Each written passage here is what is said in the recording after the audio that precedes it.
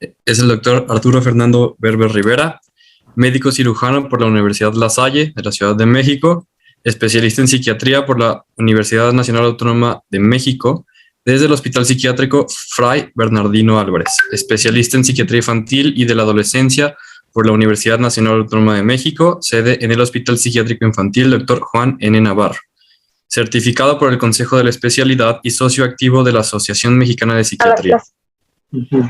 Representante estatal de la Asociación Mexicana de Psiquiatría Infantil y coautor de guías práctico-clínicas de psiquiatría infantil. Socio fundador y expresidente del Colegio Aguascalentense de Psiquiatría Infantil y Psiquiatría Legal. Actividad durante 9 años en el Hospital de Psiquiatría de Aguascalientes como adscrito. Jefe del Servicio de Psiquiatría Infantil y subdirector médico. Actualmente dedicado a la práctica privada y a la docencia de investigación en la Universidad Autónoma de Aguascalientes. Entonces, le cedo la palabra, doctor. Gracias. Y aquí en lo que subo la presentación me preguntaría si dar una plática para Banco de Sangre cuenta como altruismo. Y eso sí, ya estará sumando puntos para nosotros tres, para el doctor Carrillo, doctor Félix y para mí, si estaremos siendo suficientemente altruistas o si esto tiene un beneficio adicional. Nos tomaremos la selfie al final y entonces ya será pues no tan desinteresado este gesto. Y bueno, encantado de estar aquí con ustedes y agradecido por la invitación. No me dejarán mentir el doctor Félix y el doctor Carrillo con relación a que pues no sabíamos exactamente qué enfoque darle a este panel y como que por dónde abordarlo, pensando en que somos psiquiatras y no somos tan sanguinarios, ¿no? Como en el banco de sangre. Y finalmente, bueno, cada quien fue aterrizando sus ideas y a mí se me ocurrió poder compartir algunas con relación a cuál es el impacto del altruismo en la salud y si hacer el bien en un momento determinado nos hace bien. Ya bajo las perspectivas previas que nos compartieron mis colegas, mis compañeros de panel, creo que ha ido quedando claro cómo sí tiene un sentido, cómo sí puede llevar hacia el crecimiento personal, hacia la realización de la persona, como nos explicaba el doctor Carrillo, y cuál es todo este enfoque en cuestión de bienestar, como nos explicaba el doctor Félix. Pero, pues en un momento dado, tratando de ir deshebrando un poco más y hacia dónde quería yo dirigir esto, se me ocurrió buscar algunos otros títulos complementarios como el altruismo como, déjenme cerrar aquí mi ventanita, como determinante de salud y después no solo física, sino también mental, en tiempos en los que hay déficit de salud mental y de altruismo, o finalmente, para simplificar, quedaría el título como quieren una razón más para donar sangre, ok, aquí se las ofrecemos, ¿no? Entonces, pues vamos a ir desglosando algunas cuestiones que tienen que ver con el altruismo y el impacto que pudiera tener en la salud. Quisiera primero enfocarme, y bueno, a reserva de que ya nos comentaron un poquito algo de definición, a mí me gusta empezar con terminología y nada más saber de dónde viene este término, altruismo, que viene del francés altruisme, no sé si lo estoy pronunciando bien, pero ustedes crean un poco en mi francés, y me quedaría con esta primera definición de la RAE, de la diligencia en procurar el bien ajeno a una costa del propio. No suena un tanto masoquista, pero por ahí nos van enfocando en el sentido de procurar el bien al otro, ¿no? Y no descartaría este término ecológico, porque un poco nos lo planteaba el doctor Félix, que tiene que ver con que algunos genes o algunos individuos de la misma especie van a beneficiar a otros a costa de sí mismos, porque ya veremos cómo también hay una situación evolutiva en el altruismo, ¿no? Entonces, si ya se quieren ir, les voy a plantear hacia dónde vamos, así es el spoiler alert de esta plática, y esas son las conclusiones, y hacia allá vamos a llegar. Lo demás de lo que voy a hablar es como justificar por qué estoy señalando estas conclusiones y al final vamos a regresar a estas, ¿no? Entonces, sí quisiera señalar, y quédense con estas ideas, con que las emociones y las conductas altruistas, es decir, ver por el otro, están asociadas a un mayor bienestar, a un mayor estado de salud y a longevidad, es decir, a vivir más. Una segunda instancia sería que hay una correlación, es decir, hay una asociación positiva entre bienestar, felicidad, salud y longevidad de las personas que son emocional y conductualmente compasivas, es decir, que tienen este sentido del altruismo. Y un requerimiento del cual no voy a hablar mucho por cuestiones de tiempo es que para que todo esto funcione, el altruismo o estas conductas de procuración del bien ajeno no deben de hacer sentir abrumada a la persona que las está ofreciendo, porque si las hacen sentir abrumadas, pues ya deja de ser altruista y empieza a ser un sufrimiento, ¿no? Y una obligación y una carga y deja de tener ese sentido de desinterés. Entonces, vayamos poco a poco, pero hacia allá, hacia aquí es hacia donde vamos a regresar en un momento determinado. Y fíjense, históricamente se ha asumido como que ser buenas personas hace que la gente viva más y como que se entendía bajo la concepción universal que las personas buenas iban a estar como más en paz y entonces iban a vivir más. Y ejemplo de esto podríamos tenerlo en Buda. Este es un Buda que encontré de Tailandia, no sé que no es el clásico Buda, pero es como el que se me hizo más humano porque el otro es así como muy gordito, como el perrito panzón, ¿no? Entonces, se supone que Buda vivió cerca de 80 años y para su época, que era el siglo 4 o 5 antes de Cristo, pues era mucho tiempo, ¿no? Vivir eso, y uno podría pensar, pues sí, ser bueno en esa época, pues, y casi aseguraba la longevidad o vivir más. Pero en contraparte podríamos pensar en San Francisco, que se supone que era muy bueno, San Francisco no California, sino San Francisco de Asís, y vivió a los 44 años, ¿no? No fue realmente una gran edad. Y en ese entendido, si pensáramos en que el ser altruista o el ser buena persona fuera sinónimo de longevidad, pues el gran Matusalén o el viejo Matusalén que vivió, se supone 969 años, pues seguramente fue un hombre muy bueno, pero sin duda alguna, el hombre más bueno de la historia sería Chabelo, ¿no? Quién sabe cuántos años tenga, pero en ese sentido, si la correlación es positiva, pues sería la persona más buena de todo o la persona más altruista de todo el universo. Pero decía yo que hay un sentido evolucionista con relación a el altruismo. Bajo la teoría darwiniana, el altruismo podría asegurar que la especie sobreviviera porque el ser solidarios con el otro y el apoyar al otro le iba a dar una ventaja competitiva a determinado grupo. Si funcionamos como grupo y nos estamos apoyando, pues obviamente vamos a resistir más como grupo que el grupo que no se apoya entre sí mismo. Además, y esto ya lo vamos a señalar un poquito más adelante, el ser altruista va a desplazar emociones negativas, es decir, emociones positivas hacen que las emociones negativas se vayan, insisto, vamos a hablar de esto un poquito más adelante, y además, si la especie o si miembros de la especie estaban luchando para defender al grupo, para defender a la manada, y tenían emociones positivas, eso iba a ayudar a que el estrés se redujera. Vamos a hablar de todo esto en el transcurso de estos minutos siguientes. El punto es que aparentemente el altruismo podría fungir también no solo como una situación buena, una situación que nos ayude a tener un mejor estado de salud, sino también a la supervivencia, y por eso podría ser que el altruismo fuera parte de nuestra naturaleza y estuviera impreso en la genética de los seres humanos, y eso de alguna manera nos hubiera ayudado a subsistir como especie. Y déjenme partir de un punto que nos lleva a pensar si ser altruistas podría tener un sentido o no, si ser altruistas podría llevarnos a un beneficio como especie, porque resulta que en países, bueno, esto lo publicó este señor Easterbrook en 2003, publicó un libro que se llama La paradoja del progreso, y en él postula este hombre que los países del primer mundo tienen en esta generación más riqueza material que las generaciones previas. Es decir, nosotros tendríamos más dinero que nuestros papás y nuestros papás a su vez tendrían más dinero que sus abuelos.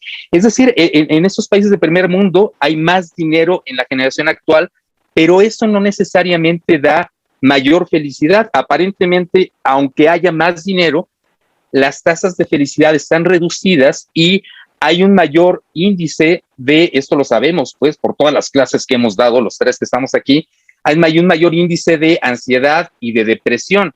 Entonces, la respuesta finalmente parece no estar en el dinero para poder ser felices. Hay más dinero ahora, pero no somos más felices, sino en algo más, ¿no? Y aparentemente el hecho de que ahora, aquí, a pesar de que haya más dinero, hay menor felicidad, tendría que ver con que se ha perdido un poco este capital social, este beneficio social, en vez del beneficio material, el beneficio social y las conductas prosociales, ¿no? Vamos a guiarnos en las siguientes diapositivas un poquito por la propuesta que nos hace Stephen Post, porque, bueno, les tengo una noticia. Casi todo lo que hay con relación al altruismo y la investigación en el impacto en la salud fue publicado ya hace tiempo, hace más de 15 o 20 años en muchos casos, y lo que tenemos ahorita es como el refuerzo y el refrendo de esto que ya se había venido publicando. Entonces, esta revisión que nos hace Post es linda y vamos a ver cómo nos va llevando de la mano para explicar cómo sí la salud se puede ver beneficiada por conductas altruistas, por ser bueno, por tener bondad hacia los demás, y vamos a ver cómo se justifica esto.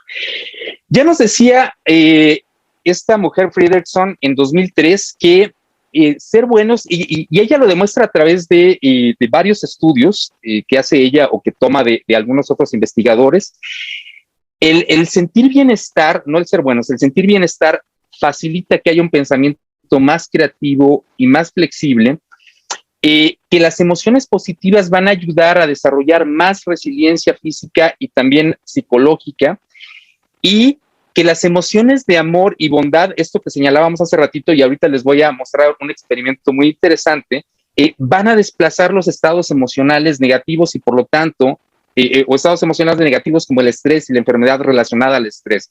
Y esto podría tener que ver aparentemente con alteraciones en la función inmunológica. Fíjense, hay un experimento muy interesante en donde a los sujetos en experimentación les daban una noticia estresante, les decían, vas a tener que hablar en público y tienes que improvisar en unos poquitos minutos un discurso. Y entonces la persona se estresaba, ¿no? Sus variables ahí se empezaban a acelerar, sus variables fisiológicas, y después le decían, no te creas, ¿no? Es una broma. Después de esta situación estresante, les ponían un corto. Y ese corto podía tener varios enfoques. Podía ser un corto entretenido, un corto así como de paz y agradable, un corto neutral, sin emociones, y un corto muy triste. Quienes estaban expuestos al corto divertido o entretenido, sus variables se estabilizaban considerablemente más rápido. Si ustedes pueden ver aquí en las barras negras, se estabilizaban mucho más rápido las variables que los que tuvieron exposición a estímulos neutros o a estímulos tristes. Esos tardaban mucho más en recuperarse de la situación o del estrés que les provocaba la situación estresante. ¿Qué quiere decir esto? ¿Cómo se traduce esto?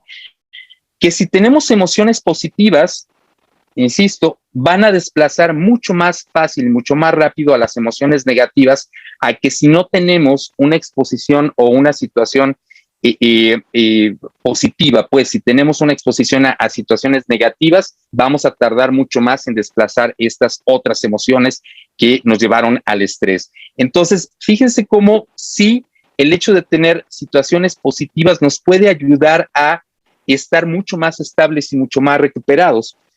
Hay otro experimento muy coqueto y muy bonito, se me hizo así súper tierno, en donde a conejitos los alimentaban, pero dividían al grupo en general en experimentación en dos. A un grupo de conejos los sacaban antes de alimentarlos de su jaulita y les hablaban y los acariciaban, y ya después de hablarles y acariciarlos les daban de comer, y ya al grupo control no le hacían nada, ¿no? Los veían como un cero a la izquierda y nada más les daban comida. Resulta que al grupo que le hablaron y que le hicieron cariñitos y que lo apapacharon y jugaron con ellos, tenían 60% menos de alteraciones en la vasculatura, 60% menos de aterosclerosis. Yo sé que aquí no se ve muy bien en la diapositiva, pero se supone que este es el grupo al que le hablaron bonito y que tiene unos vasos sanguíneos mucho más sanos, aquí vemos el porcentaje de los que desarrollaron alguna alteración y el grupo control que tenía un diámetro en sus, o un porcentaje de aterosclerosis mucho más alto que el grupo que fue el experimental. Entonces, conclusión, si ustedes tienen conejos, háblenles bonito, acarícienlos y denles de comer, pero el otro asunto es que sí, el ambiente social tiene que ver con cómo nos sentimos y cómo va a estar nuestra salud física, a pesar de que la alimentación sea la misma, a pesar de que ciertas otras variables sean las mismas, el ambiente es un determinante para nuestra salud física. Entonces, como conclusión de este punto, recibir amor compasivo va a ayudar a la salud, pero una cosa es recibir, y todavía no estamos hablando tanto del altruismo, y otra cosa es dar, que es lo que implicaría justamente cuestiones de altruismo.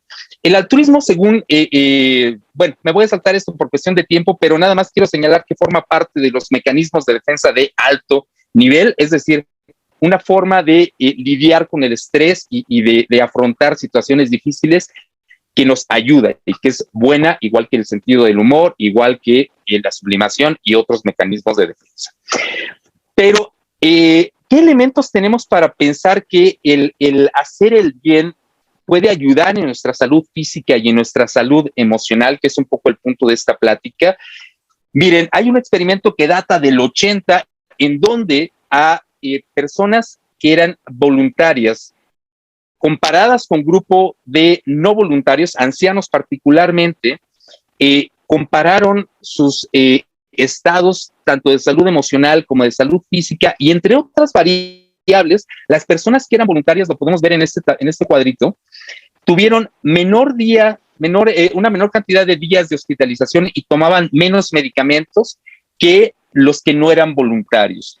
Y las tasas de ansiedad, de depresión y de satisfacción con la vida, perdón, pero aquí se nos movieron un poquito las líneas, eran mucho mejores en los voluntarios que en los no voluntarios. Aquí hay un asunto a lo mejor cuestionable, y es que las personas con buena salud física o las personas que no tienen depresión y ansiedad, pues van a tender mucho más probablemente a ser voluntarios o involucrarse en un voluntariado que los que están enfermos, ¿no? Si alguien está enfermo o está en el hospital, pues no va a poder hacer voluntariado. Pero quedémonos ahorita con esta primera idea y veremos qué otros elementos hay.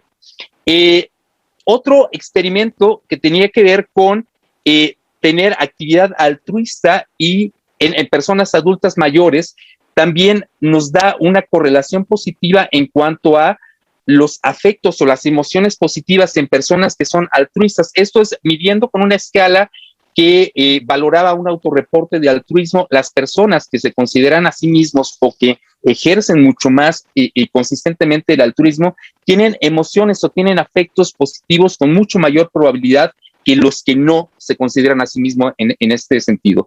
Y si correlacionamos con lo que veíamos hace rato, las emociones positivas ayudan a lidiar con las emociones negativas o van a desplazarlas, pues entenderemos que nos puede ayudar y que puede beneficiar nuestra salud física.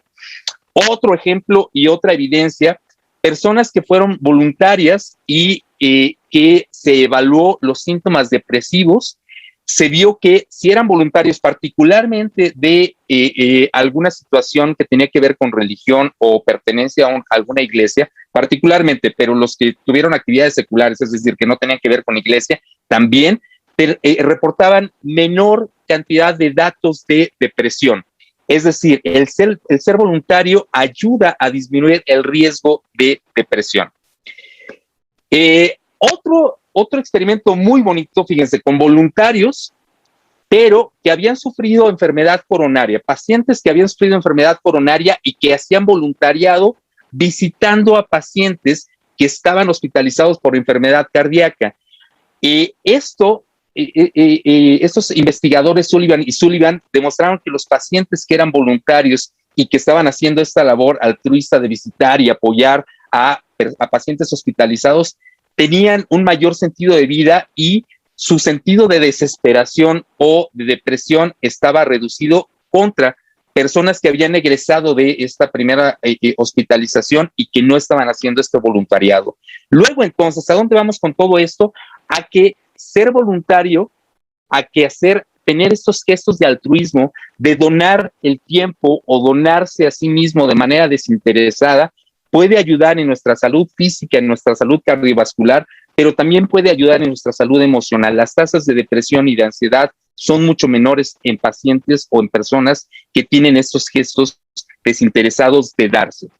Y algo importante a mencionar es que el ser altruista va a aumentar la probabilidad de bienestar, va a aumentar la probabilidad de tener una mejor salud o de tener una mayor supervivencia por este efecto en la salud física, pero no es garantía de buena salud. Es decir, no todas las personas que son altruistas pues van a estar inmunes a enfermedad o van a estar súper sanos.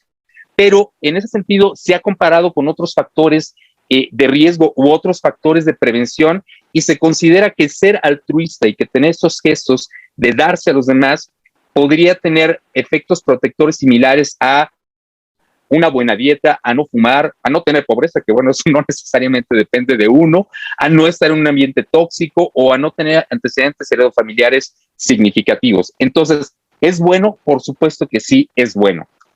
Entonces, habrá que convencernos de que no solo tiene beneficios en salud emocional, salud física, sino que tiene beneficios mucho más allá de esto que a primera instancia se ve. No solo lo hagamos por el PIN, no solo lo hagamos por la selfie, sino hagámoslo por cuidar nuestra salud física y nuestra salud emocional en el corto y en el largo plazo.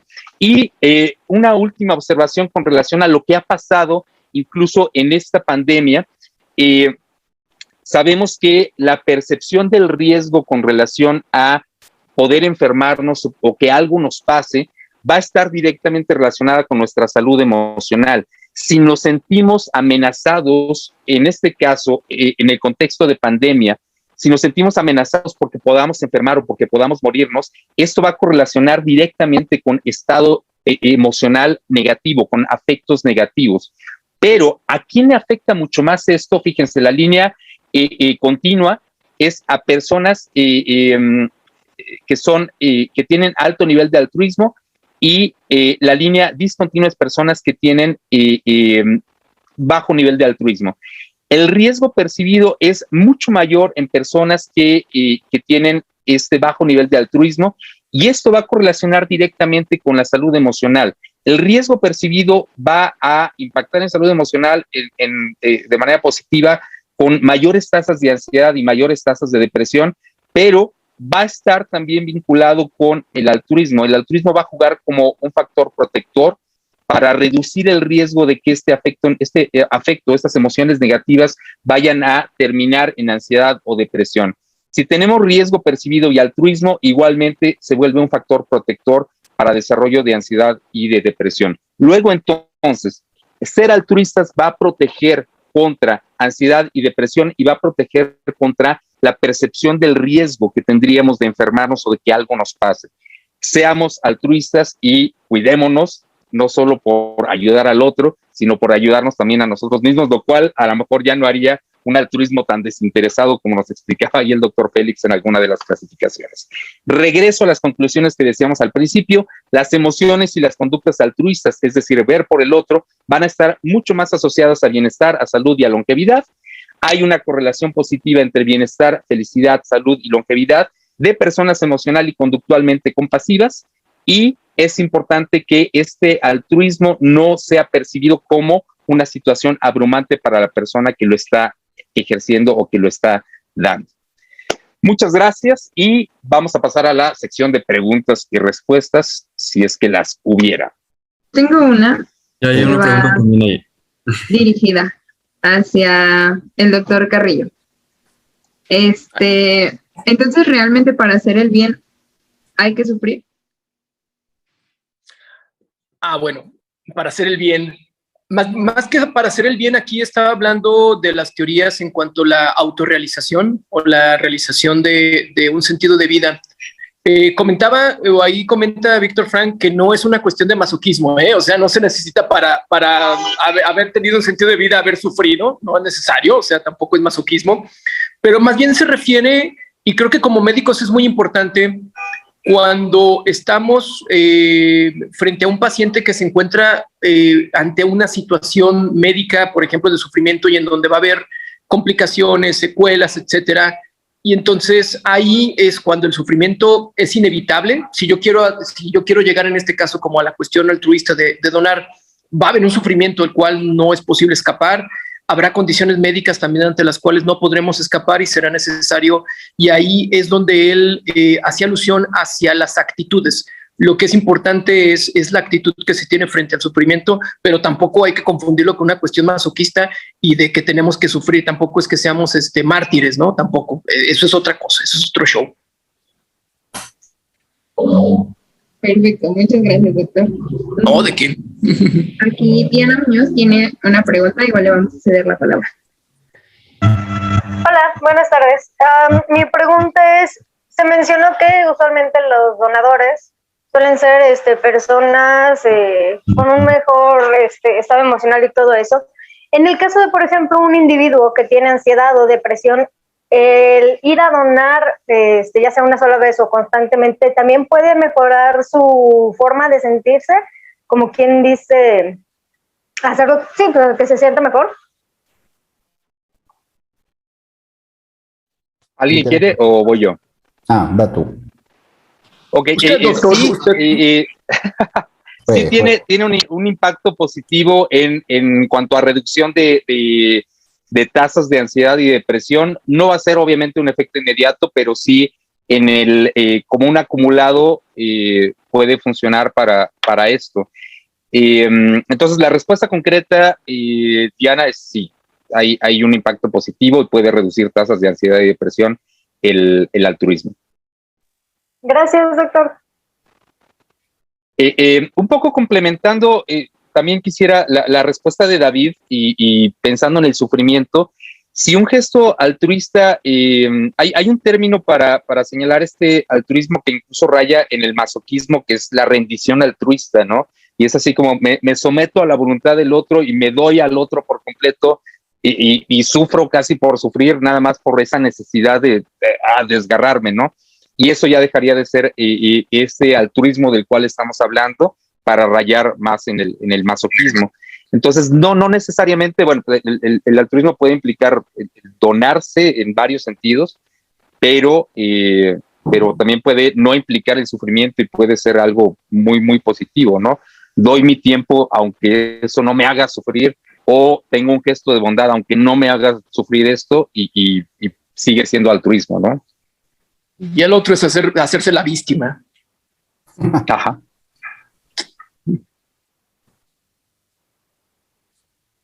Llegó otra duda que supongo y creo que va para el doctor Félix. Dice, en los casos donde la persona A no recibe o recibirá nada, ¿qué lo impulsaría pues a ayudar? La sensación propia de bienestar. El decirse a sí mismo, qué buena persona soy. Muy bien. Y Luis Rubén tiene la mano levantada, entonces, adelante. Hola, buenas tardes, doctores. Una pregunta que está un poquito fuera de como el enfoque que dieron a la plática, pero que sí tiene que ver con su área. Una persona que toma específicamente medicamentos controlados puede donar sangre. Lo que pasa es que, bueno, yo busqué artículos y hay uno muy interesante en el que explican como, según la vida media del medicamento, si puede donar sangre o no y cuántos días se tiene que esperar, pero no incluye medicamentos psiquiátricos. Entonces no sé si se puede o no se puede. ¿Alguien quiere contestarla o yo la contesto? Ok, yo la contesto. Usted, doctor, No, la mayoría de los medicamentos controlados no se pueden, no son compatibles con la donación. Y también suspender los medicamentos estando en tratamiento psiquiátrico como que no sería la alternativa. También hay otro gran problema. Casi todos los inhibidores selectivos de la recaptura de serotonina, al actuar sobre la serotonina, afectan de alguna manera la coagulación. Entonces, sí sería como muy complicado tener una sangre adecuada para donar, aunque estés tomando medicamentos no controlados como los ISRS. Muy bien, y por ejemplo, con las benzodiazepinas, ¿también ocurre lo mismo? ¿No se puede donar? No se podría donar. De hecho, si me corrigen, creo que debes de evitar la toma de medicamentos 72 horas antes. Muy bien. Gracias, doctor. Ok, hay otra pregunta en el chat que dice, más que pregunta es comentar también el papel fundamental de las instituciones y su fin social, informar clara y precisa. Muchas personas aún creen que no son candidatas cuando sí lo pueden ser. Se requieren más campañas que propicien la participación civil. No sé si quieran comentar algo al respecto.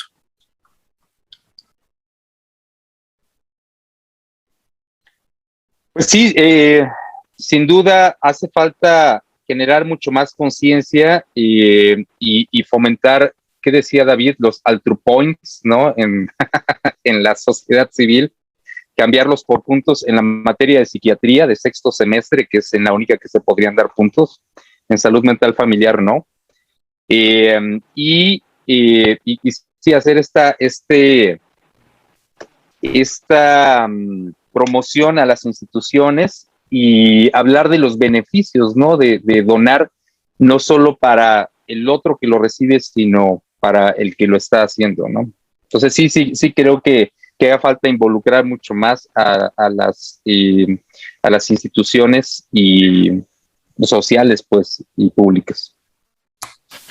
Ahí complementando un poco en lo que comentaban en este artículo que yo analicé respecto a la importancia de que se vaya creando una identidad de ser un donador de sangre. Y ahí el doctor Félix, si no me equivoco, comentaba sobre de cuestiones que pudieran servir como de camisetas o no sé, varias cosas, así como uno se pone la camiseta del América, a pesar de muchas cuestiones, ahí yo hago alusión a eso, pues igual uno se pone la camiseta de ser donador de órganos, y ahí sería muy importante cómo las instituciones pudieran apoyar o pudieran hacer para que la gente que vaya a donar se sienta como con esta identidad, y eso podría, y parece ser que la bibliografía apoya que la creación de esta identidad va haciendo que se haga la gente donadora crónica, ¿no? Que va a donar estas más de 5 veces, que parece que es como el punto de corte en donde ya tenemos una persona que va a estar donando constantemente.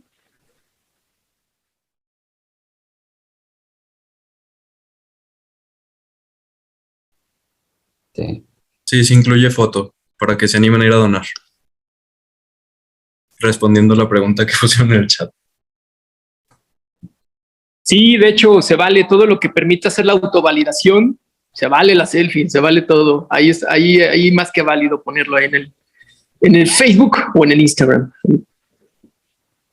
Sí, y yo quisiera subrayar lo que mencionaba el doctor Félix y también ya ahorita lo retomaba David, pues todo lo que sea y por la razón que sea, si es un gesto narcisista o si es por la foto, ya son los motivos personales, pero que donen, ¿no? Donen. Y que, claro, que implique lo que implique, y a lo mejor pueden dejar ahí un póster de sientes que esto es un gesto narcisista, pide ayuda y pongan los teléfonos de los doctores, ¿no? De Félix o de Carrillo, y ya aparte traen el beneficio de consulta gratis, ¿no? ¿Estaban dando ustedes? No. Sí.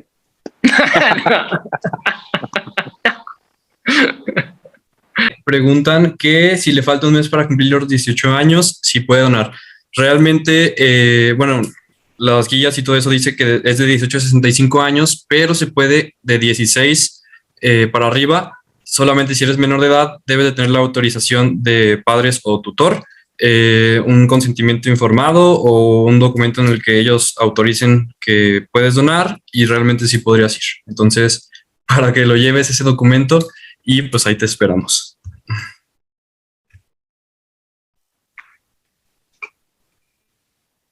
Y en lo que llega alguna otra pregunta, yo quiero aplaudir también la labor altruista de la gente que está justamente en Banco de Sangre y haciendo todo este foro y toda esta labor que hacen de manera desinteresada, ¿no?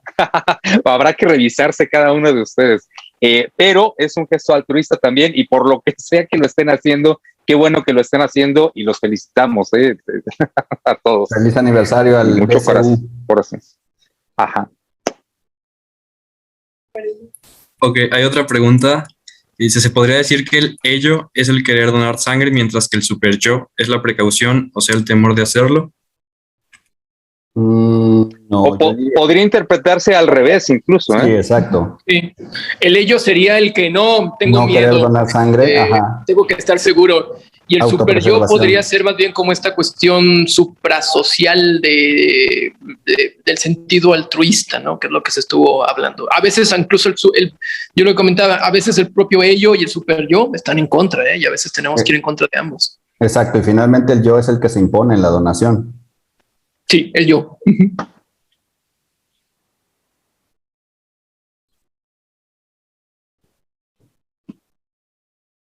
Múltiples personalidades, pues que donen varias veces. Ujú. Fragmentado, ¿cuántas tenía?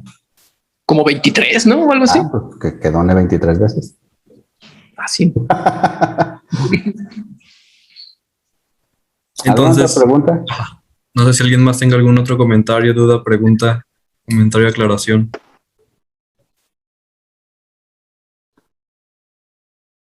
Pues por lo que sea, pero donen y van a beneficiarse interna y externamente y van a beneficiar a la sociedad. Yo me quedaría con eso. Háganlo por lo que sea, pero háganlo. Queremos hacerles llegar esta constancia ahorita de forma simbólica y después se las haremos llegar personal, bueno, quizás no personalmente, pero a sus correos de cada uno. Y bueno, la Universidad Autónoma de Aguascalientes, en colaboración con el Honorable Banco de Sangre Universitario, Dr. Rafael Macías Peña, otorga la presente constancia al Dr. David Carrillo Oropesa por su participación como ponente en el 9º Congreso para la Promoción de la Donación Altruista Miguel de Jesús Martínez Basurto, el cual se ha celebrado por el 45 aniversario del Banco de Sangre Universitario. De igual manera, le queremos ofrecer su constancia por su participación como ponente en el 9º Congreso por la Promoción de la Donación Altruista al doctor Fernando Junior Félix Horta y también al doctor Arturo Fernando Berber Rivera por su participación como ponente en este Congreso, y les agradecemos mucho por presentarnos este panel, que creo que ha sido bastante interesante conocer más sobre el altruismo, que no es de lo que todos hablan, sino que se habla un poco más sobre el altruismo a la hora de que pedimos que vayan a donar, pero no conocemos un poco más a fondo de qué es. Entonces, realmente les agradecemos mucho por estar formando parte de esta celebración. Y bueno, no sé si alguno quiera comentar algo más. Pues gracias a ustedes por la invitación y gracias por todo el trabajo que están haciendo. Yo secundo al doctor Félix, no fecundo, secundo con ese, al doctor Félix, en este reconocimiento, en este reconocimiento a ustedes por esta gran labor que hacen, insisto, también de manera altruista, y gracias, un honor la invitación y el reconocimiento de parte de ustedes. Ya en sí haber sido invitados es un reconocimiento, entonces lo agradecemos. Muchísimas gracias por la invitación. Muchas gracias por todo el desarrollo, por todo el trabajo que hacen ustedes, muchachos, digno de admiración y de aplausos. Muchas gracias.